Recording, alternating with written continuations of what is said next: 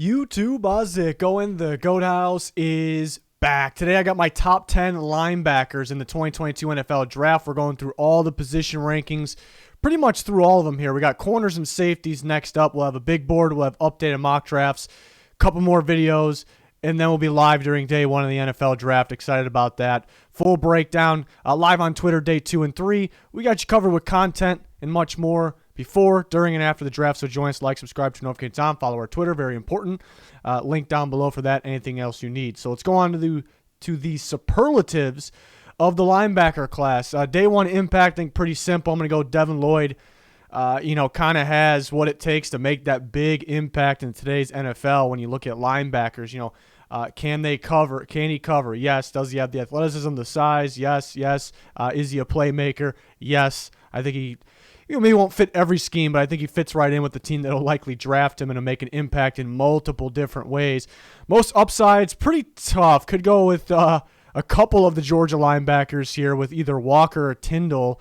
I'm going to go Walker. I mean, ideal frame, length, body. The guy moves like he's a big, powerful safety, already polished in the run game. I think what he can become in coverage and as a playmaker shows he has some upside there. Best athlete, I'm going to go Tindall. I mean, lit up the combine, maybe the best combine performance, and just a freak athlete. You look at him with his range downhill and across the field. So this is basically a Georgia Bulldogs video. Best versus the pass, Devin Lloyd, so good in coverage. And I mean, you can factor in his pass rush ability there as well. Just such a good playmaker in coverage. Best versus run, going to go Quay Walker. Most consistent, Tindall, maybe the most flashy versus the run, perhaps. But I think Walker is a little more polished. Best pass rusher, going to go with Devin Lloyd. Could go with, I mean, there's a couple really good blitzers. Nakobe Dean's really good blitzer. Tindall's a really good blitzer. And Christian Harris would probably be the second choice after Devin Lloyd because they're very good blitzers and they're very good off the edge. But Lloyd off the edge literally looks like a edge rusher. Like, it looks like a polished edge rusher. Pretty impressive. Most instinctive, got to go Nakobe Dean. Pre-snap, reading the ball correctly, flying around the field, making a play. Most versatile, go Christian Harris. Could go Devin Lloyd as well because, like I said, they both can kind of play edge. They both can kind of play edge as well as the off-the-ball linebacker spot. I'll go Harris with the most versatile. He actually might be better edge than blitzing. I think could play inside or outside.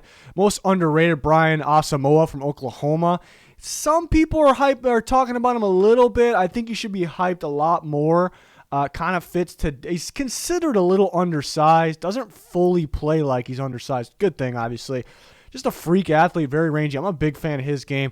Sleeper Malcolm Rodriguez, and there's a lot of people out there kind of writing him off because he doesn't have the length, and that you do want the length, and he's really lacking length. So some people may be like, all right, we're not drafting him, or you're not going to give him a draftable grade because of that. That happens. But I actually think he's kind of a mid-round, earlier mid-round type of guy there because he's very talented, former safety, long time ago, turned to linebacker. Poor man's Eric Kendricks. Very poor man's maybe because Eric Kendricks is one of the better linebackers in football. But let's go on to the rankings. Number one, I'm a huge Devin Lloyd fan. I gave him an elite grade. I mean, this is just today's playmaking linebacker. Every down guy, versatile because he can move around. He can rush off the edge. If he was just like take away his off-the-ball linebacker skills, which is taking away a lot because his coverage is ridiculous, but well, you can factor in the coverage. Factor in the coverage as an edge rusher, and we're just considering that his pass rush ability off the edge and his ability to drop in coverage. I think a team that, needs a pass rusher that also drops their edge rusher coverage would still take him in the first round. He's that talented. Just fits today's mold of a linebacker. I mean, he kind of has everything across the board. He's an elite playmaker, always around the ball, hands constantly on the ball, making impact plays constantly, just a flashy playmaker. Big piece of that Utah defense, which was very talented, actually. He has the size, athleticism, coverage skills. We talk about that. Pass rush ability from the blitz and off the edge. Very instinctive. He's just, he could be, he's not the athlete. Maybe he's a good athlete. He's a very good athlete, but he's not the athlete that Micah Parsons is, but he can be used in that way. Have him off ball, and he's probably he's better than coverage than Micah Parsons, and he's a pretty good, he was actually better I'd say a little better as a pass rusher in college versus Micah Parsons in college, maybe because he did it a little bit more. But if you use him in those ways, he is going to be extremely productive. He is going to make big impact plays. So I hope he kind of goes to that right team to kind of use him that way. And that's why I really like him, and I consider him elite here. Inconsistent versus the run, not a whole lot. You know, you watch the BYU game, which the BYU, they're really big on outside zone, running the ball, and it seemed like that threw him off a little bit, which there are NFL, a lot of NFL teams that have similar run concepts. And it kind of threw him off a little bit, like where's the ball going? How far outside do I need to get? And then they were sealing him off in blocks a bit. So that wasn't the best game for his for showing his run support, I suppose, but was good in coverage that game. He'll dive a bit. He usually makes the play still where he'll dive at ankles, and it'll kind of look good at times, but there's some of those where it's like, all right, barely got him. Maybe he shouldn't have dove there in the NFL. Maybe he doesn't make that tackle. Again, these aren't really huge negatives. Won't fit every scheme. There's some teams that really just looking for, say like a 3-4 team, but just looking for a straight up inside linebacker, which he could play inside, but just looking for a straight inside linebacker, help stop the run, drop in coverage, not really do much else. Maybe even if it blitz. I don't really love that. I almost like him moving to more of a weak side in 4-3, but in the starting defense, but moving around a bit. But you got to use him right there. But I'm a big fan of Devin Lloyd. Number 2, I'm going to go with a Georgia linebacker, and it's not Nakobe Dean. Most people have Nakobe Dean. I'm going to go Quay Walker here, big body, lengthy athlete here, 6'3", 242, just long and smooth. That's what I keep watching him, and I just say smooth. The way he moves, I keep saying he kind of moves like a powerful, big safety at the linebacker position, which is kind of taking over today's NFL. He doesn't really cover like a safety yet, but I think he's got upside there. There's good moments covering tight ends and man coverage. Probably a man coverage guy. Very dominant versus the run. He's not going to really miss much, many tackles. Downhill guy, can fill gaps, can attack from the rangy sideline to sideline. So, and I think it's a positive. He started over Channing Tindall, who we'll talk about, who's a very solid upside linebacker in this draft. And talk about why he didn't start and why he was limited. It's because he played the same exact position of Quay Walker. So Quay Walker was that good, where he was starting and playing a lot more snaps than Tindall. So that's a pretty good sign as well. Does rely on his athletic ability and size, length a bit. Won't win because of his pre-snap reads or just reading where the ball's going. First step maybe could improve. Little hesitation sometimes, but he always seems to make the play. It's because he's gifted as a football player in general with size and what he can do on the field. Little inconsistent in coverage. I could improve that. A lot of man coverage at Georgia. How will he be if he has to run more zone, which typically most NFL teams will run more zone. And then he's going to have to run more zone, basically, what I'm getting to. But I really like the upside here. I grade him round 1. I just really like the build on him and the upside because of that, because he has the traits and he has the play to back it up. So it's not like he's this raw prospect or anything like that. And I'm going to go Nakobe Dean 3. I'm kind of on the fence here. Might be a little more comfortable early 2, but round 1, my final spreadsheet that comes out every year, I'll release it on Twitter. He'll probably have that 1-2 grade next to him. But he is very fun to watch. Was their best college linebacker there at Georgia this year, even over Quay Walker, Channing Tindall, etc. 5'11", 231. So, the 5'11's really not. You wish, your linebackers are 6 foot or above, but that's really not too much of a concern.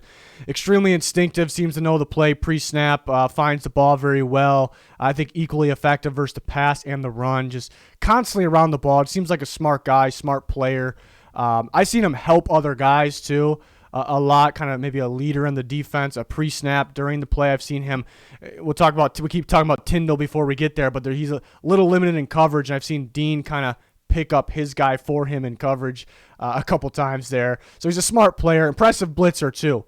Obviously blitzing on the inside, very impressive, was effective there, just constantly making impact plays. He is undersized, and the lengthy, freaky linebackers are kind of taking over. The best linebackers in the NFL right now, they're freaky and they're lengthy. And Dean, you can call him freaky because he's constantly, around the ball, flying around the field, but does he have that? He's definitely lacking the length, like the freaky size.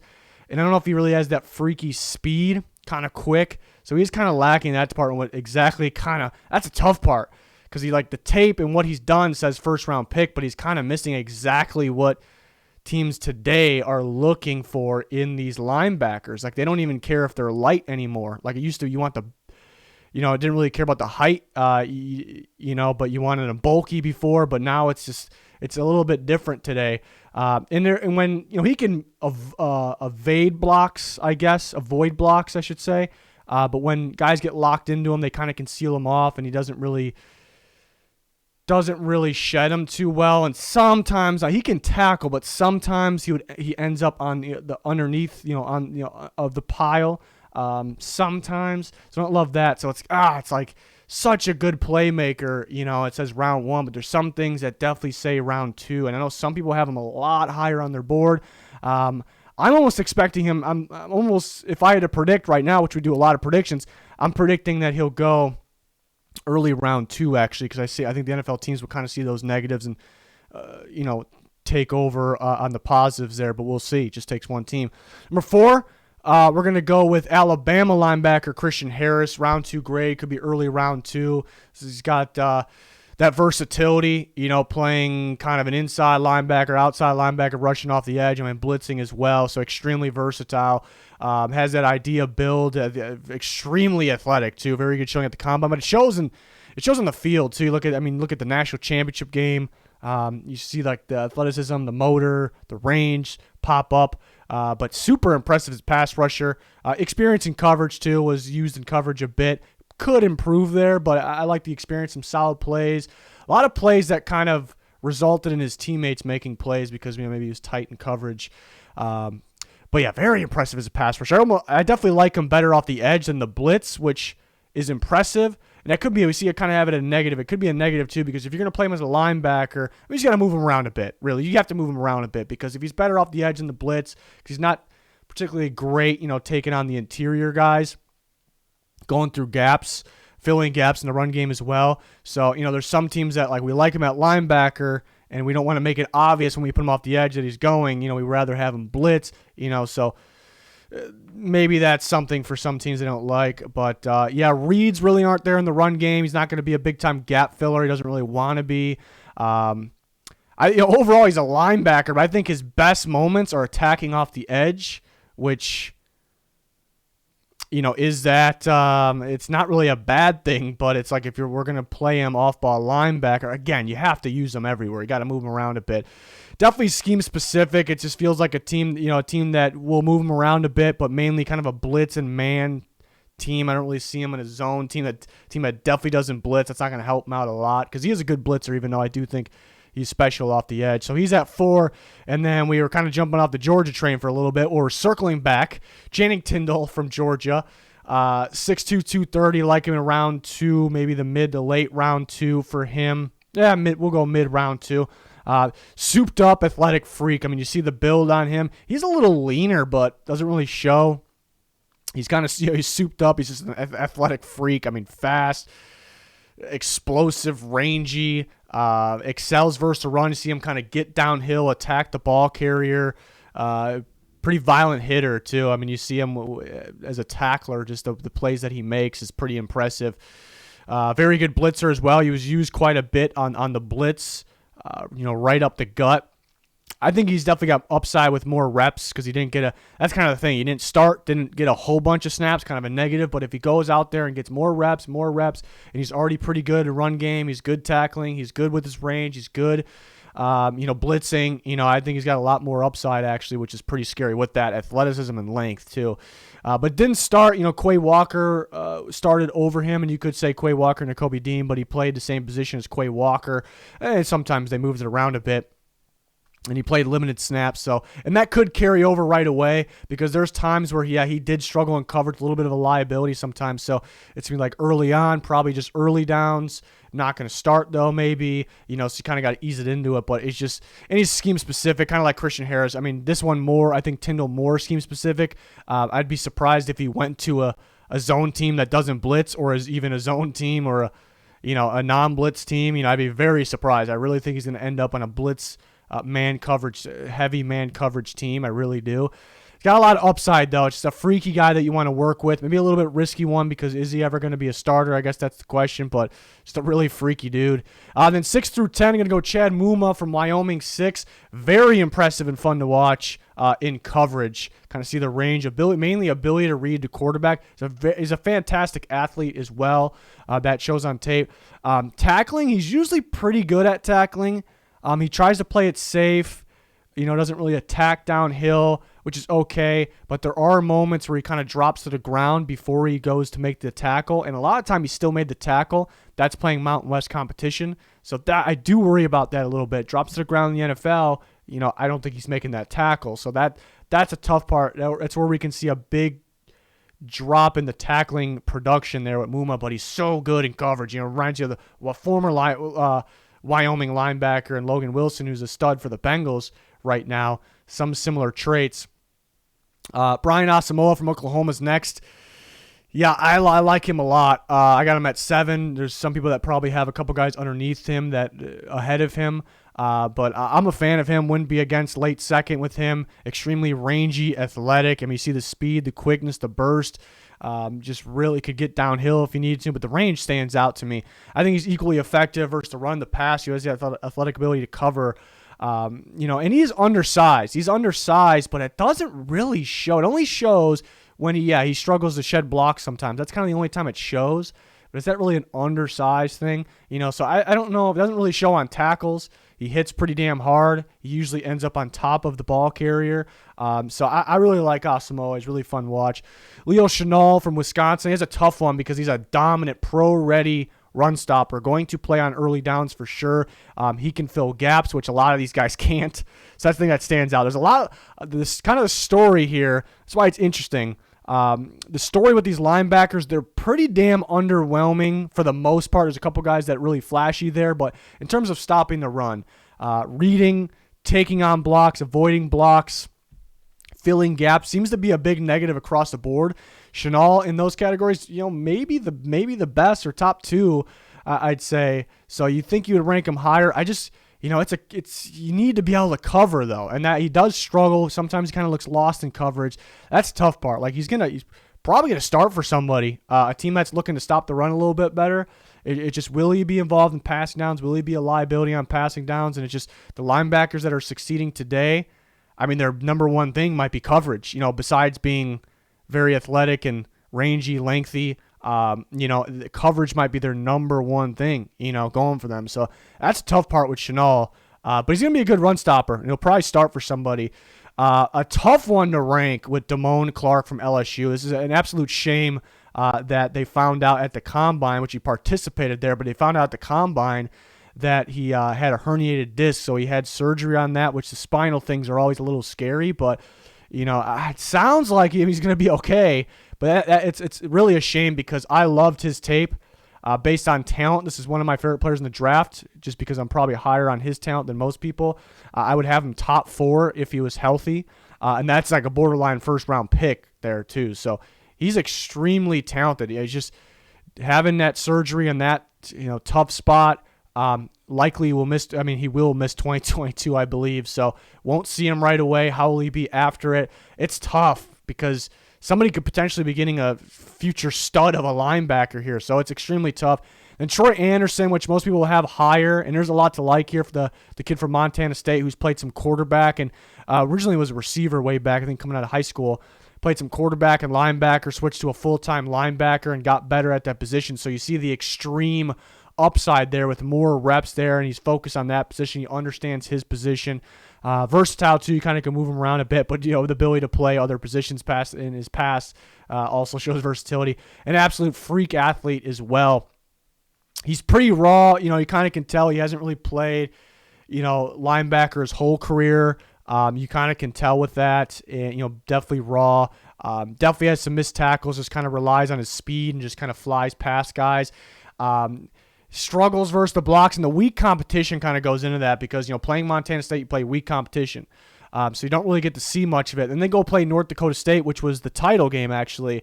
And he just could not get off the blocks on North Dakota State. And North Dakota State's very solid team, but it's pretty far off from the NFL, especially when you compare it to, I mean, look at all these other schools here at Oklahoma, Wisconsin, LSU, a little bit closer to the NFL than North Dakota State, Montana State. So that's tough with Andersen. Like, I want to like him more because the upside and the athletic ability, the freaky athletic ability, but yeah, I think he's going to start off missing some tackles and shedding blocks. He's probably one for the future. Reminds me a bit of Chaz Surratt, who was in the draft last year for North Carolina. And it's almost a coincidence that they both played quarterback in their past. That makes it more of a better comparison, but that's almost a coincidence part. They both have kind of the same things, a little bit leaner, missed tackles, struggle to shed blocks. It feels like, the freak athletes, if we get these guys right, if we teach them the position right, because they're raw, they're going to be very good, but we're not going to see them early on. It's just very, very similar. They just both happen to be quarterbacks coming into their schools there, so which is pretty wild. So, those are my rankings there for the linebackers. A lot of Georgia Bulldogs. Damone Clark, again, tough what to do with him because I think he's I wouldn't even, if he was fully healthy, if somebody took him late first, I'd be like, I like this guy. I like his upside. He's got, the ideal range, size, speed, everything there, effective run pass. So it's a guy that I really want to rank higher. It's just how will that injury go? We won't see him this year either. So very tricky one there. But that does it for my linebacker rankings. We got a playlist full of these position rankings. We got a bunch of mock drafts, more to come. We'll have the final mock. We'll have a lot more content before, during, and after the NFL draft. So join us for that. Like, subscribe, turn notifications on. Follow us on Twitter. That's very important. Link down below. It's going to do it. Thanks for watching. Goodbye.